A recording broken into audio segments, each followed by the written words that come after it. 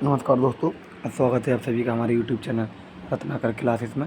तो जैसा कि हम लोग बीमा के बारे में पढ़ रहे थे, तो बीमा हमारे कंप्लीट हो चुकी है। अब हम देखेंगे पलायन बेग। ये टॉपिक से क्वेश्चन ज़रूर आता है यूपी टीजीटी में, तो देखते हैं इसके बारे में क्या है। तो सबसे पहले पलायन चाल या पलायन वेग होता क्या है। मतलब ये एक ऐसा वेग होता है, जैसे आप मान लीजिए पृथ्वी के अंदर हैं, आप पलायन वेग से कोई वस्तु को फेंकेंगे तो ये पृथ्वी के बाहर चली जाएगी और पृथ्वी पर फिर वापस दोबारा कभी नहीं आएगी। तो एक ऐसे वेग की ज़रूरत होती है कि वस्तु को ऊर्ध्वाधर फेंक दिया जाए और वहाँ से वस्तु लौट कर कभी पृथ्वी पर वापस ना आए। तो ऐसे वेग को हम बोलते हैं पलायन चाल या वेग, यानी कि जो सीमा होती है इनफाइनाइट पर पहुंचा देता है।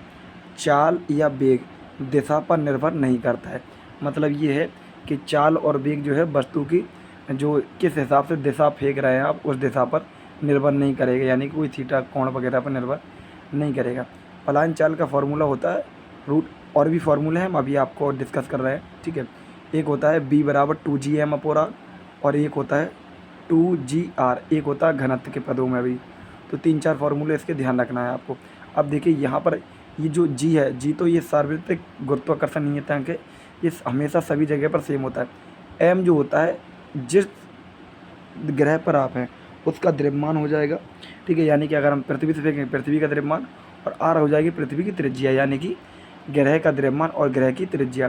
तो इन दोनों पर निर्भर करेगी, यानी कि पलायन चाल जो होती है जिस ग्रह पर है उस ग्रह का द्रव्यमान और उस ग्रह की त्रिज्या पर निर्भर करती है।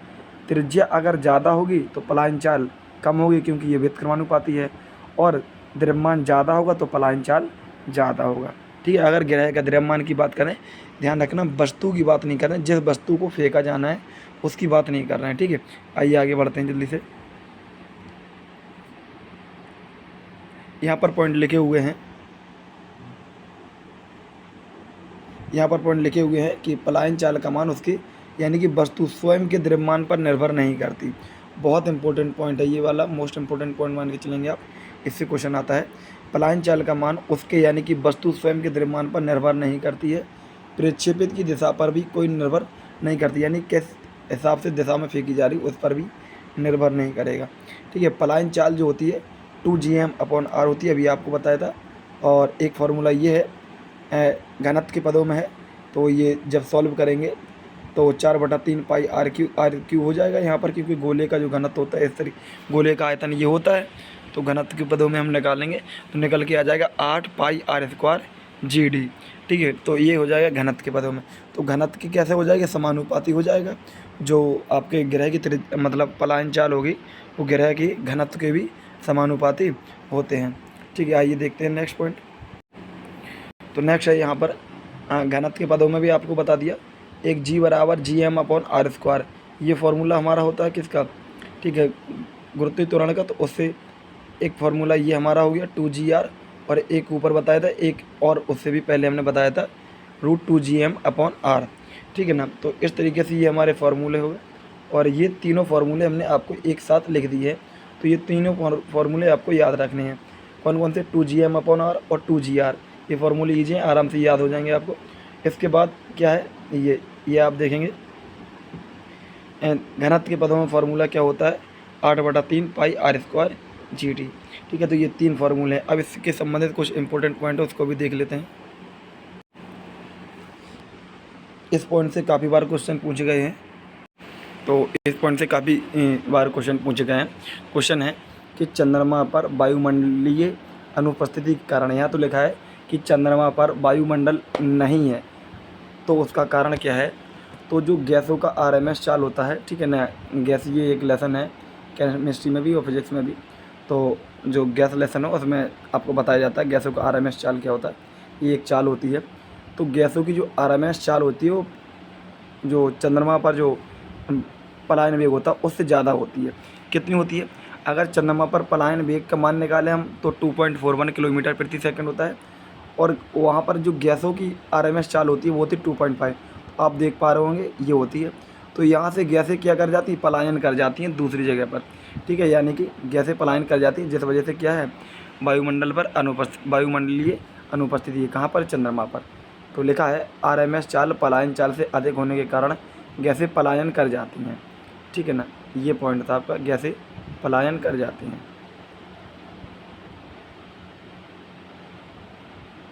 तो आप देख पा रहे होगे यहाँ पर लिखा है गैसें पलायन कर जाती हैं। इसके बाद है सूर्य एवं बृहस्पति पर घने वायुमंडल का कारण क्या है, तो सेम रीजन यहीं पर है। ठीक है, घने वायुमंडल का रीजन यहाँ पर अपोजिट हो जाएगा। ठीक है, क्योंकि वहाँ पर वायुमंडल है। सूर्य एवं बृहस्पति पर घने वायुमंडल का कारण क्या है, तो कभी भी अगर कहें कि घने वायुमंडल का कारण क्या अगर ज़्यादा है तो आरएमएस चाल कम हो जाएगी, किससे, पलायन चाल से। और अगर वायुमंडल नहीं है तो आरएमएस चाल ज़्यादा होगी, पलायन वेग से। ठीक है, तो यहाँ पर अगर हम पृथ्वी सतह पे पलायन चाल की मान निकालें तो कैलकुलेशन करके वैल्यू आती है 11.2 किलोमीटर प्रति सेकंड। यहाँ पर देखिए ये मीटर पर सेकंड में लिखा है, इस वजह से 10⁻³ है ये। इसके अगर हम मीटर पर सेकंड में देखेंगे तो 11.2 किलोमीटर प्रति सेकंड होती है। तो ये 2gr होती है, जी की वैल्यू हम 9.8 रखेंगे, और ये होती है पृथ्वी की त्रिज्या 6400 किलोमीटर। तो वैल्यू सॉल्व करने पर आ जाती है 11.2 10⁻³ मीटर पर सेकंड या किलोमीटर पर सेकंड में। ठीक है, ये देख पा रहे होंगे आप, यहाँ पर लिखा है ये 11.2 किलोमीटर प्रति सेकंड। ठीक है, यहाँ पर देखिए तो चालों यहाँ पर तुलना की गई है दो ग्रह की बात करें तो पलायन चालों की तुलना। तो दो ग्रह की बात कर रहा हो तो किस तरीके से हम करेंगे तुलना, तो ये फार्मूला b बराबर 2। तो अगर इस फार्मूले के अकॉर्डिंग देखेंगे तो 2 और g तो कांस्टेंट है, तो m1 m2 by r2 r1, क्योंकि r अपोजिट में, तो इसको लिखेंगे हम m1 बाई m2। दो की बात करेंगे जब m1 ऊपर m2 नीचे, और b1 बाई b2 तो हो ही जाएगा सेध, और ये r2 बाई r1 क्योंकि r अपोजिट में। लेकिन यहाँ अगर हम देखें गुरुत्वीय त्वरण वाले में तो इस तरीके से देखेंगे हम पलायन चाल, तो g समानुपात में है तो g1 बाई g2, और r भी यहाँ पर क्या समानुपात में, तो r1 बाई r2 हो जाएगा। इसके बाद यहाँ पर क्या है हमारा, यहाँ देखेंगे आप तो r भी क्या रहेगी, चेंज होती है, और g कभी चेंज नहीं होती, तो r और d पे फ़र्क पड़ेगा यहाँ पे। तो 2 r है, 2 में से एक r बाहर निकाल लिया, तो r1 by r2 root d1 by d2। तो ये 3 फार्मूले, इससे न्यूमेरिकल डायरेक्ट आ सकते हैं कि एक का जैसे दोनों के वेग दे दिए, और एक का क्या दे देगा मास, एक दोनों के द्रव्यमान, और एक का क्या दे देगा त्रिज्या, तो एक की त्रिज्या निकालनी पड़ेगी। मतलब ये जैसे 6 चीज़ें हैं, 6 में आपको 5 दे दी जाएंगी और एक चीज़ पूछी जाएगी आपसे। ठीक है, तो इस तरीके से पूछा जा सकता है आपसे क्वेश्चन। ठीक है, अनुपात पूछ सकता है कभी, इन दोनों का अनुपात या त्रिज्याओं का अनुपात वगैरह कुछ भी पूछ सकता है। अब एक पॉइंट है यहाँ पर, क्वेश्चन है यहाँ पर कि यदि किसी कण या वस्तु को पृथ्वी सतह से पलायन वेग से फेंका जाए तो इनफाइनाइट पर उसकी अवशेष चाल क्या होगी। तो अवशेष चाल निकल के आती है √n²-1, यानी कि अगर 2 गुना चाल 2 से फेंकी जाए तो 2 का स्क्वायर हो जाएगा आपका 4, 4 में से 1 कम 3, तो √3 गुना आपकी जो अवशेष चाल होगी वो √3 गुना हो जाएगी आपकी। ठीक है, अगर वहीं हम यहाँ पर बताएं आपको, तो यहाँ पर अगर देखें हम तो यहाँ फिर से देखते हैं, अगर 4 गुना वेग से फेंकी जाए तो 4 का स्क्वायर कितना हो जाएगा 16, 16 में से 1 कितना हो जाएगा कम 15 बचेगा, तो √15 गुना अवशेष चाल। मतलब उसका क्या करो, स्क्वायर करो और 1 कम करके उसमें रूट लगा दो, तो हो जाएगी उसकी अवशेष चाल। अगर कहे 3 गुना है तो 3 का स्क्वायर 9, 9 में से 1 गया, 3 का स्क्वायर 9, 9 में से 1 गया 8, तो √8 गुना अवशेष चाल उसकी रह जाएगी। तो इसका मतलब यही है, तो डायरेक्ट अभी याद कर सकते हो, ये फार्मूला वगैरह से कुछ नहीं है। क्वेश्चन अगर पूछे कि इतने वेग से फेंका गया है उसकी, तो अवशेष चाल क्या बचेगी उसकी, तो एक बार आपके उसके पलायन में वेग दिया जाएगा आपको, अवशेष चाल आप निकाल सकते हो, जिस हिसाब से फेंका जाए उसका स्क्वायर करो और -1 करके रूट लगा दो उसमें। ठीक है, अब नेक्स्ट देखते हैं। अच्छा, हमने पलायन चाल को पढ़ लिया था, तो अब नेक्स्ट लास्ट हमारा ये रह गया है बस। तो इसके बारे में हमने आपको बता ही दिया है, ये n गुना हो जाएगी √n²-1, 2 गुने से हो जाएगा तो √3, और 3 गुने से हो जाएगा तो √8 गुना उसकी अवशेष चाल रह जाएगी। ठीक है, नेक्स्ट देखते हैं। अच्छा, यहाँ पर रेशियो और पूछा गया है, तो रेशियो उसी का निकाल दिया है। ठीक है, तो नेक्स्ट देखते हैं। अच्छा, ये पृथ्वी की सतह की बात कर रहे हैं यहाँ पर, पृथ्वी की सतह से h ऊंचाई केंद्र से r दूरी पर, यानी कि स्मॉल r की वैल्यू हो जाएगी r + RH। तो √2gm है ये फार्मूला हमारा। इसमें अगर r की वैल्यू r+h रख देंगे तो देखिए ये हो जाएगा हमारा फार्मूला। और यहाँ पर देखो h और ये r लगभग बराबर। अगर ये पृथ्वी सतह है, पृथ्वी सतह से आप 10-20 किलोमीटर ऊपर जाते हैं तो कोई ज़्यादा फ़र्क नहीं होता है। जब तक 1500 किलोमीटर ऊपर नहीं जाएंगे आप पृथ्वी सतह से, तो यहाँ पर h जो ऊंचाई थी बहुत कम थी, इस वजह से यहाँ पर हमने r+h की जगह क्या लिख दिया, r अकेला लिखा। यानी कि h और r बराबर, यानी कि जो पृथ्वी की त्रिज्या होगी उसमें जोड़ने पर कोई फ़र्क नहीं पड़ेगा, ठीक है। इस वजह से यहाँ पर लिखा हुआ है h बराबर r। तो यहाँ देखते हैं नेक्स्ट ये, तो इसको अगर हम निकालें वैल्यू, ये पलायन चाल की किसकी वैल्यू कितनी आ जाएगी, पलायन वेग की 8 किलोमीटर प्रति सेकंड, ठीक है। एक हमारी वैल्यू कौन सी आई, ये, तो यहाँ पर हमारी वैल्यू कितनी आई 8 किलोमीटर पर सेकंड। तो 8 किलोमीटर पर सेकंड ये वैल्यू थोड़ी सी हमारी पहले कम आई।